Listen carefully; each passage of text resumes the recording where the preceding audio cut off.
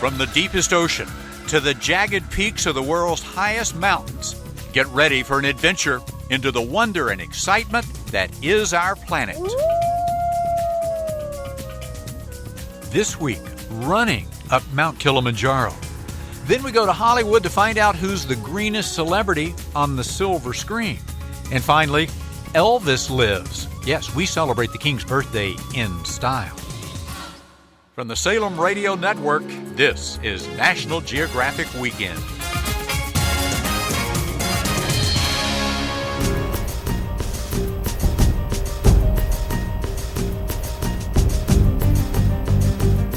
Welcome back to National Geographic Weekend. I'm Boyd Matson. What'd you do when you got up this morning? Did you have that big old double-sized breakfast with the fried potatoes, the bacon, the eggs, the toast, the jam, the gravy, and then you top that off with a bigger lunch, and then you're going to have a big old dinner and sit in front of the TV and drink some beers and watch a lot of television. That's the way to live. That's the American way, right? We're joined by Sean Burch, who's trying to take all of that fun out of our lives, take all of that away from us. He's got a new book called Hyperfitness, and if you read his book, you're going to have to cut out all that food I just mentioned. But the main thing is to allow you to enjoy life longer and enjoy each day. You'll feel better, so you'll actually enjoy the day more than you do when you shove in bad food and when you're not exercising. Sure, yeah, but also, you have to cut out all the food. I mean, you eat plenty of food, and I'm not saying cut out the alcohol either, but just all moderation, all moderation. Well, Sean, did you exercise today? Oh, absolutely. This morning I did, yep. How long? About 2 hours. I knew I was coming in here, and everything was snowing, so I got to get a chance to go outside a little bit, come in and exercise. So drop and give me 10. Yeah. No, I'm just kidding. All right, I like your approach because you point out, and I've had to work out a lot in my life just to do some of the things I do in this job at National Geographic. And some of it you just get tired of the same old routine. And that is one thing you offer in this book on hyperfitness is variety. And you got to keep people interested or you're going to just get bored with pumping iron. That's the whole point of the program is variety, because I'm just like you. I'll get bored if I just sit there on the treadmill or do the same old Nautilus or free weight routine. So that's why I came up with this exercise program. To how am I going to prepare myself for my expeditions and not be bored with it, and especially living at sea level when I go around to the Himalaya and go up to the to the North Pole and stuff. So I created this program called Hyperfitness to actually challenge myself. And then what I did is I took it and started challenging other people and found that it really worked, not only with me but with other individuals. You're listening to National Geographic Weekend, and we're talking with Sean Burch, a fitness guru who has a book called Hyperfitness that incorporates his philosophy to exercise and changing really changing the way that you live. And a lot of it is diet, and you even have some recipes in the back of the book. And it's not that you don't have to be extreme, but you can't just overindulge every day and not do anything, or you're going to have a short life and an unhealthy life and an unhappy life. Exactly. It's definitely a lifestyle change. This is for someone who actually wants to kind of do the adventures that I want to do, maybe not as extreme, or adventures that you do, maybe not as extreme, but wants to get out there and whitewater raft, and wants to get out there and maybe do a marathon, triathlon, or wants to hike for a weekend or maybe even a month. And so I created this program that has over 400 different drills, and it's there for kind of like the weekend warrior, but it's the adventure athlete in each and every one of us. All right, say you don't want to do the stuff like you do. You don't want to go climb Everest, or you don't want to run up Kilimanjaro. And believe me, anybody can go climb Kilimanjaro with a little training, because you can walk up it. You ran up it. Stupid. No. Well, you know what? Actually, that's not a bad. I thought of the same thing when I was running up it. I didn't feel very good. I threw up at the summit, so it wasn't a fun trip. Yeah, that's for sure. Get to the top and throw up. Somehow that doesn't seem the point of being on the summit. How does this relate to the person who doesn't want to go to that extreme? What can just the average person do and doesn't seem like overwork? Doesn't seem so daunting from the beginning that they just give up after a week? Yeah, that's why I created three levels. So it's called Trekker is the first intro level, and then there's Climber, and then there's Sherpa. And Sherpa levels, mostly I get people who've done Ironman or do marathons and really want to even thinking about maybe climbing Everest to take themselves to that really extreme level. But the Trekker level is 30 minutes a day, 5 days a week. But yet again, it's not, hey, get on the treadmill and walk or jog for for 30 minutes. It's, you have 12, 13 different drills, and it's always changing every day. Every 2 weeks, we change the program up for 12 weeks, and I guarantee you're going to challenge yourself. Well, that's the other thing. It's 12 weeks to conquering your inner Everest. So in 12 weeks, if people follow this, they will be a different individual at the end of it. I've had people who said, my goal is to lose weight, and within 2 weeks they've lost 5 to 10 pounds. That's 2 weeks' time. But I'm looking for something deeper. I'm looking for your goals, your inner Everests. So within 12 weeks, you should be able to accomplish that short-term goal and look towards the future. Again, that's the whole thing, is building on those goals. We're talking with Sean Burch here on National Geographic Weekend about his book, Hyperfitness. And so what's the first thing they do? Like day one, what can somebody do who's listening to this and says, all right, I want to change my life, before they buy the book, if they want to just get a jump start? Yeah, well, that's why I don't really, when you start reading the book, I don't jump into saying, okay, here, let's start the physical program. The first couple of chapters, it's kind of a progression of a mental. You have to mentally want to change your life, because mentally, that's really the key into everything, is mentally. If physically, I couldn't have gotten up Everest. It was mentally, I had to will myself up the mountain. So first couple of chapters, I introduce you to the mental side of really what your goals are, how bad do you want it, and you have to really make a lifestyle change. And then when chapter 3 comes along, then I say, okay, where are you at in your life? And then from there, choose which level you think is appropriate for yourself, and then let's get started. So then once you've made that commitment, I'm kind of, really, you have to be really anxious, and you have to really want the change. Otherwise, you will end up failing, doing that 2 weeks, and then end up quitting. Well, give me a beginning exercise. I'm just curious. What would get somebody going that's really that hadn't worked out in 4 or 5 years? I use, you have to use a medicine ball perhaps, or some dumbbells. And then, instead of just walking on a treadmill, we'll do an incline for 2 minutes, jump off, do med ball circle jumps is what I call it, which is like a circle with a med ball and jump, and then put them down, and then do dumbbell push-ups, and then do squat raises, and using the stability ball. So there's a bunch of different variations, but it's always moving. It's always moving. So the time, you don't realize it, but the time flies by, and at the end you're like, oh my God, and you've torched a million of calories, and mentally you've gotten yourself through something that if you can do that, you can do anything the rest of the day. Then you're not telling people to get on the treadmill and go for 30 minutes to start, and then work your way up to an hour or an hour and a half. No, nothing that long. It's 5 minutes here and 5 minutes there, and you may do the treadmill 10 times in the course of it. Exactly, but it's not just going on the treadmill and start watching your TV show and zone off. No, you're going to be always changing. Something's always going to be coming up. I've been in a little lull here, Sean. We're talking with Sean Burch on National Geographic Weekend, he's right now he's carrying a whip and a chair to make me jump up here and do some exercises. If you're serious, we can get going. This space is fine. And his book is Hyperfitness. But here's my little confession. All it takes is some little excuse to get out of working out, to have a reason. So I got Lyme disease earlier this summer, and I couldn't work out for a month while I was recovering from that because I had no energy. Fortunately, I got over that with some antibiotics. But that month of having an excuse that I couldn't work out, I was just too depleted, has let me not work out since then. So I'm in pretty bad shape, and I was thinking maybe we could put this to the test. I could do 12 weeks from now. Am I willing to make that commitment over the Christmas holidays right here on the radio? Yes. My producer's shaking his head no. Sean's saying yes. Yeah, he's giving the thumbs up. I'm definitely giving the thumbs up. Ben Shaw, our producer over here, is saying there is no way you can do that. Forget it. I guarantee you, boy. Trust me. He's saying just don't injure myself so I can. Well, I'm not going to be exercising my jaw muscles here. I'll be able to talk. The only issue is a lot of these exercises look like they put some impact on the joints. And when you get to be baby boomer age, the joints are worn out from years of abuse. Well, first off, boy, you're not old, and second of all, that's probably just an excuse for yourself. So you don't have to do the program.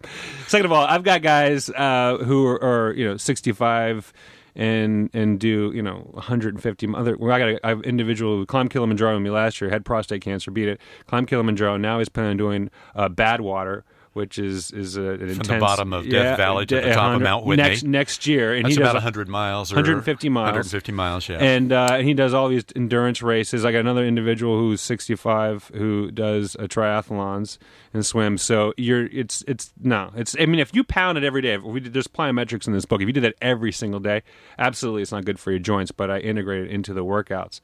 So it actually does your body good.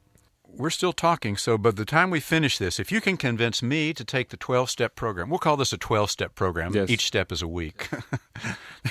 Everything is a 12-step program in life, isn't it? We may have a test here, and then we'll have to bring you back at the end of 12 weeks and see what happens.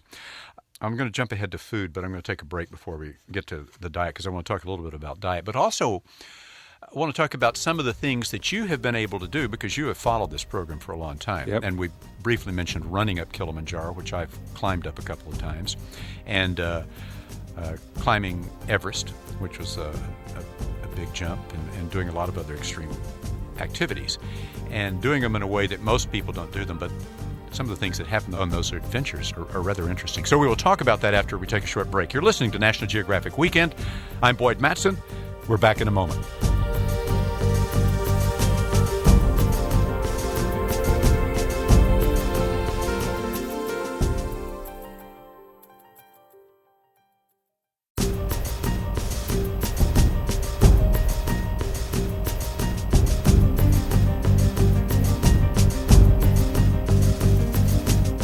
You're listening to National Geographic Weekend. I'm Boyd Matson, and we are trying to get hyper fit. We're talking with Sean Burch, who's written the book and promising that if you follow his program for 12 weeks, you will be a new person. And we were just talking here in the break, Sean and I, as he was convincing me that trying to convince me that I should attempt this program, and even offering to talk to me every week to make sure that I'm following it along. But you've tested your theories, as we've discussed, on places like Mount Everest. And you were going there without a lot of climbing experience, or high altitude experience. Yeah, I mean, I'd climbed Shishimpangma 2 years before, down Aconcagua, did a speed ascent of Aconcagua. Okay, well, never mind that. You had tested it on serious mountains. Yeah, it's pretty serious, but I hadn't done it. I mean, well, for elevation is what I mean. Yeah. But I hadn't been at it very long, for about 4 years for mountaineering. And to me, that's not really too long a time, but I was, intense 4 years, yeah. Well, I was at Everest just a couple of years before you were there, not trying to summit, but to go through the icefall, which we did. What was your reaction? I'll tell you my reaction, because if you don't know, base camp on this side of Everest, if you're going up through the icefall side, that's the side you want to. Yeah, Nepal side. Yeah, the Nepal side. 17,500 feet roughly, half the oxygen you have at sea level. So when I arrived, it sounded like this. As I was trying to suck in enough air to get the oxygen I needed to feed my body. Do you think you had any advantage when you got there? Because that's two different types of training. When you train at sea level, you can be in great shape, but you're not prepared for altitude. But do you think you adapted faster by being in top condition? Yeah, I think definitely. It definitely helped me. That's what I found out when I was climbing Shishimpangma and climbing Aconcagua and other mountains around the world, was that I did, whenever the people were suffering, I wasn't suffering. So when I actually got to Everest, I was actually pretty cocky about it until I saw the Sherpas, of course, and then they put me in my place pretty quickly, and which was great, because it helped me get more focused. And as I started heading up the mountain, that hey, I am human, and this is serious business, but yeah, I think I had an advantage. I didn't have any altitude sickness at all until I got up to Camp 4. You went there by yourself. You have to get permits to climb on Everest, and so you were staying with a group. International, group of climbers, yeah. A group of climbers. Mm-hmm. Did you have a Sherpa carrying part of your gear? Did you have? I did. One Sherpa that helped. What I would do is I'd lay out, like, every, let's say 2 times a week, I'd lay out some stuff for him and say, okay, take this up to Camp 2. And he would go up whenever he wanted to, go up to Camp 2 and come back. And then I'd just climb whenever I really wanted to and was up to it. Go up to Camp 1 and acclimatize, go up to Camp 2 and stay for a couple of days. And did you have anybody leading you, or did you just take off? No, it was up to me to get up and, get going and leave at 4:30 a.m. and light the juniper and juniper and get going. So, yeah. Lighting the juniper is the blessing part of the Buddhist ceremony that is. No climber goes there without participating in this. No matter what your philosophy is, that's right. You do what the mountain asks you to do, and one is do the blessings up there. That's another thing. If you're going to turn your life around, if you're going to get fit, you have to want to do it on your own. It's one thing to get a trainer, but if you don't really do it, and this was tested on Everest, because you had nobody else getting you out of bed. If you wanted just to sleep, never make it, nobody cared. And that's the whole point, I think, to all your dreams and goals. You find out, I mean, you have people helping you along the way. I talk about that in the book, mentors and stuff. But bottom line is you're going to have to do it yourself, in order to make it work. So that's what I did. I wanted to do it, climb Everest, but I didn't want someone to guide me up the mountain, and someone to pull me up the mountain. And I saw that on Everest. And people, I think, were there for a lot of wrong reasons. I was just there to climb it because I was in awe of Everest. I'd watched everything on National Geographic for years and years. So when I saw it, literally, I was in tears. I was so happy to just be there. That the experience was an incredible one. I'll never forget, of course. The first time you were in the ice fall, and if people have seen pictures of folks on Everest, probably you have seen pictures from the ice fall because those make the most dramatic shots other than the summit, where you're in those, walking in this, what is essentially a glacier, that's the ice fall, and giant crevasses and these towering seracs, and that's where people walk across the ladders in this area. First time you hit a ladder, did you walk across it or did you crawl? I was so scared. I swear to God, I saw the first ladder and it's like, I was like, you got to be kidding me. I could not believe, because I've been through an ice fall on Shish, but I didn't cross any ladders. So I'd never been intro to it, didn't know how to cross it. And I was thinking, well, maybe I should have had a Sherpa at least tell me how to do it. And I'm scared of heights. So I was extremely intimidated, but I knew if I had to get to the top of Everest, I had to go through it. It took 300 different ladders, 6 or 7 different times. But I just took it one ladder rung at a time. That's how I got through it. Well, if you're afraid of heights, I think a good place to be is on Mount Everest. We're talking with Sean Burch here on National Geographic Weekend, who's got a book, Hyperfitness, tips on getting your life in shape. If you think crossing one ladder, and I don't know what the ladders are, 12 feet long, is tough, sometimes the crevasses are wider than 12 feet, so they will rope 2 ladders together, and sometimes 3 ladders together. And 4, and 7, and 8. Oh, yeah. Yeah. Oh, definitely. We had a few of those. What was the first? Was the first ladder one ladder?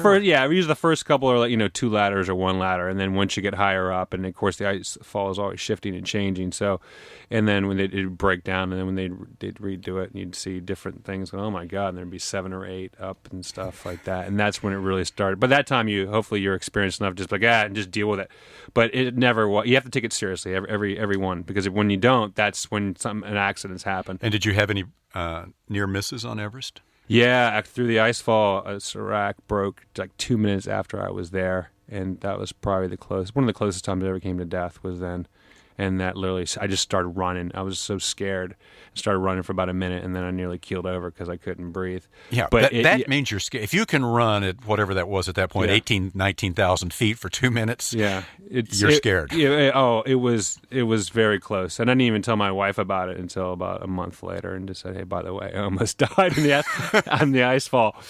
But it was But you got to expect something like that to possibly happen. In fact, my wife told me before I went. She says, "Don't you dare call me from a satellite phone on the side of Everest and say you're dying, because I will come there and kill you." Yeah, they don't like that. No, you don't tell them that. Keep that to yourself. But you made it. Yeah, fortunately, I did make it. And it was very windy the day you summited. It was extremely bad weather. It was like they had no visibility, so I was on the summit for a whole 3 minutes. You got up there and couldn't see anything. I got up there, couldn't see anything. It was like the first big mountain that I've been on that I couldn't see anything from the summit besides a mountain I did in Ecuador. So I got to the top. I was there for 3 minutes. I just wanted to get down. So I gave somebody my camera, I had a throwaway camera, and he was taking pictures. I think it was a Sherpa, was taking pictures all over the place, but I got like 2 or 3 pictures out of it. So I was just happy to have a picture of me on the summit just to, And you got a title for a book, 12 Weeks to Conquering Your Inner Everest. That's right. The book is Hyperfitness. Our guest is Sean Burch. Sean, thanks. Thank you.